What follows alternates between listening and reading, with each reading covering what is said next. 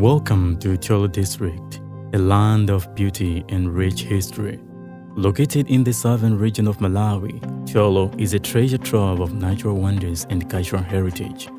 The district is famous for its tea estates, which stretch as far as the eye can see. The rolling hills, lush green tea fields, and sparkling streams create a very beautiful picture that is a feast for the eyes. The tea industry is not just a major economic driver for the district, but also a way of life for the local people.